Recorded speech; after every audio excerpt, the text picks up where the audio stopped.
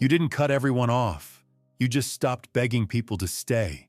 You haven't texted anyone in 3 months. Not because you forgot, because you didn't feel the pull anymore. Your birthday came and went. No plans, no candles, no disappointment either. Someone asked if you wanted to hang out. You said, "I'm busy." And for once, it wasn't a lie. You were busy not explaining yourself, busy not overextending, busy not forcing energy where it wasn't returned. You were busy protecting your peace. There were no dramatic exits, no goodbye speeches, no slammed doors, just silence, intentional silence. People started noticing. They always do. Late. They called you distant, cold, changed. They said you cut everyone off. But what actually happened was simpler than that. You stopped pretending you weren't already alone, and in that space, that empty calendar, that quiet phone, you felt something you hadn't felt in a long time. Light. People love simple stories, heroes, villains, before and after. So when you stepped back, they decided who you must be now. The cold one, the difficult one, the person who changed. They whisper it like a diagnosis, as if distance automatically means cruelty, as if silence equals punishment. But no one asks what it cost you to stay the way you were. No one asks how many times you explained yourself before you stopped. How many nights you replayed conversations, wondering if you were asking for too much. How many times you convinced yourself it was fine. You were fine. They call this your villain origin story. Like one day you woke up and chose detachment. Like you enjoy being unreachable. But the truth is less dramatic and more human. You didn't turn against people. You just stopped turning against yourself. You didn't wake up empty. You woke up exhausted. For years, you were the dependable one. The one who always answered, always showed up. Even when it wasn't convenient. Especially when it wasn't convenient. You were the glue, the backup plan, the emotional first responder. You remembered birthdays without reminders. You drove across town for other people's emergencies. You listened, absorbed, held things that weren't yours to carry. You made space. Every time. And people learned something dangerous about you. That you'd be there no matter what. Until the day you weren't okay. That's when the room went quiet. Messages slowed. Promises floated and never landed. Maybe you got a sorry you're going through that. Maybe someone said they'd call. They didn't. And that's when something in you shifted. Not into bitterness, into clarity. You saw the pattern you'd been too loyal to name. You weren't supported the way you supported. You weren't held the way you held others. So you didn't become heartless. You became careful. You stopped bleeding in rooms where no one brought bandages. Something else happened quietly, without an announcement, without you deciding. Your brain started doing math, not the kind with numbers on paper, the kind that runs in the background. Constant, automatic. Every interaction became a calculation. How much energy does this take? How much do I get back?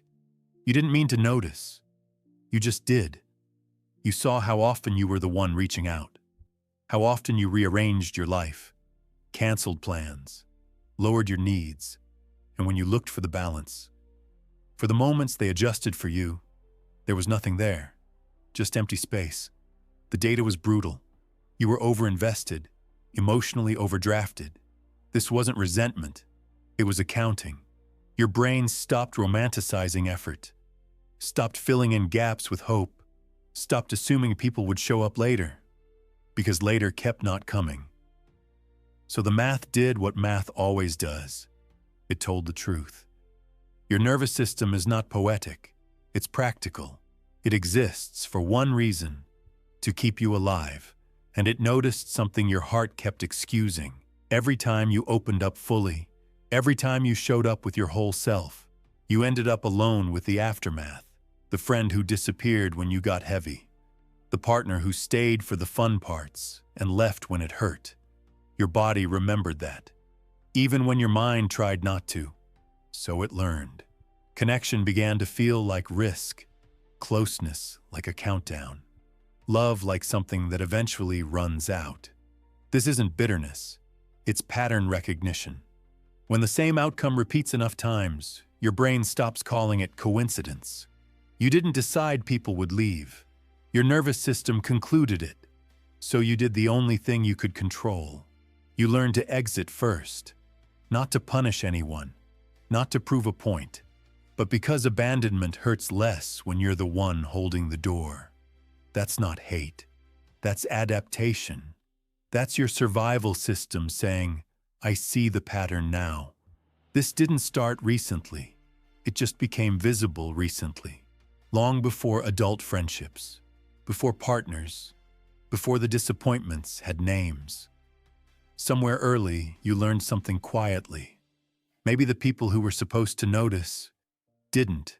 They were there in body, not in presence. You learned how to be independent before you learned how to be held. Maybe asking for help came with conditions. Not now. Figure it out. Or worse, nothing at all. Your feelings were inconvenient, too much, too sensitive, something to manage alone. So you adapted. You became self-sufficient early, not because you wanted to, because you had to. Your nervous system was still forming, still drawing its first map of the world. And the map said this: needing people is risky. Depending on them is unsafe. That map became your blueprint. Every relationship after that followed its lines. You gave deeply. You hoped quietly. And when the ending arrived, as it always seemed to, your body said, of course. Not because you're broken, because you learned.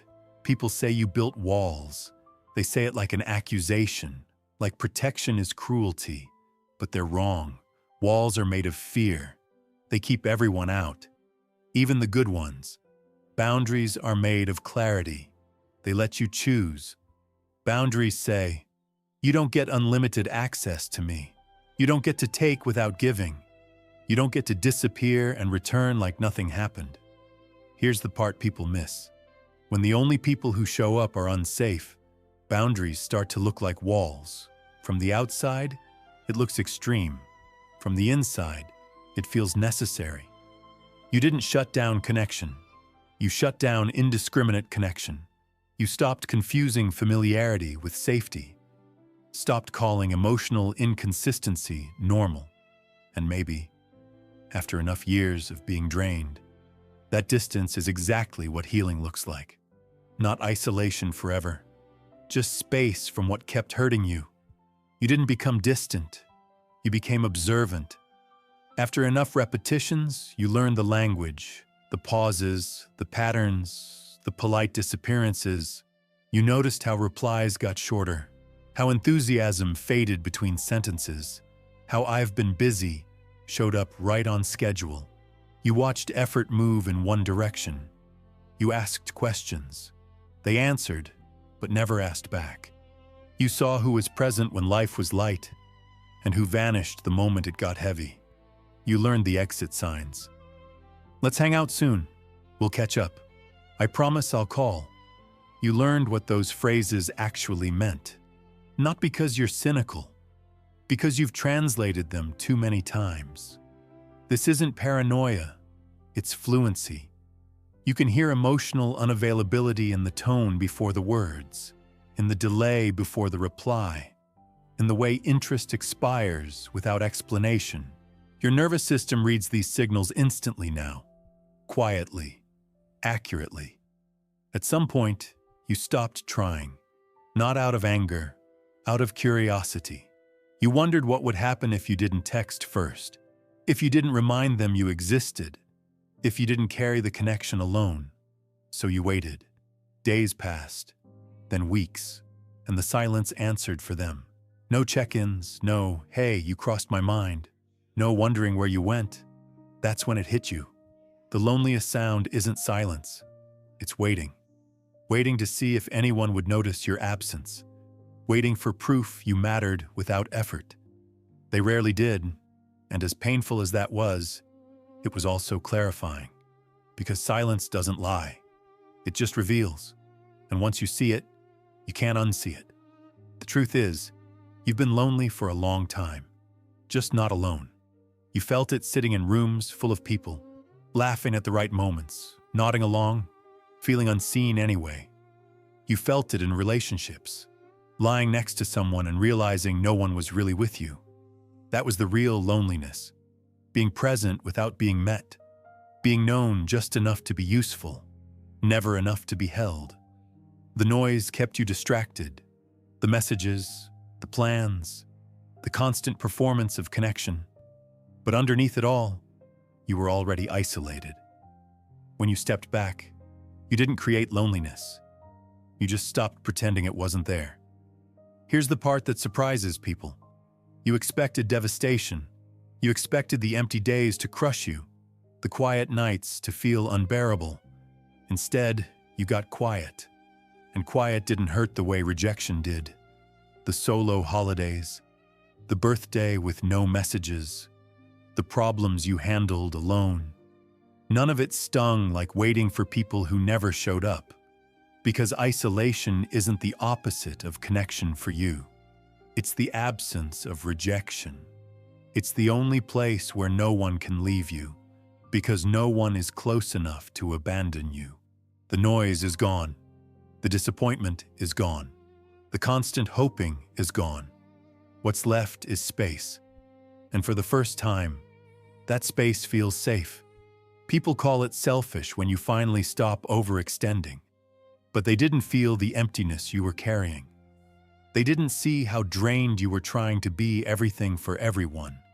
You can't pour from an empty cup, especially into people who treat you like a convenience store.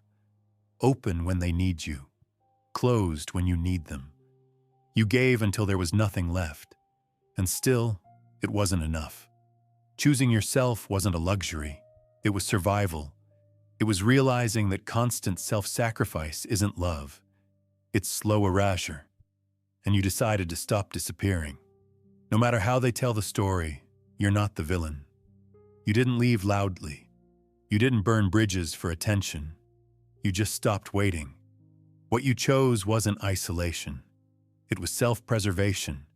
Maybe one day, you'll try again. Maybe you'll meet people who don't make connection feel like a test. People who show up without reminders. Who don't vanish when things get real. Maybe. But for now, you're protecting the part of you that still knows how to hope. You're keeping that small flame alive by refusing to let the wrong people extinguish it again. That isn't coldness. That's wisdom. Cutting everyone off isn't the absence of love. It's the presence of self-respect. Your nervous system finally said, enough. The walls you built aren't trapping you. They're keeping you alive. They're giving you room to heal, to become someone who might one day let the right people in. You're here now, in the quiet, in the space you created by letting go of what was slowly killing you. It's not the ending others wanted for you. It's the one that's keeping you whole. And if this resonated, if you're trying to understand your patterns, not judge them, subscribe. This channel isn't about fixing you. It's about helping you remember you were never broken.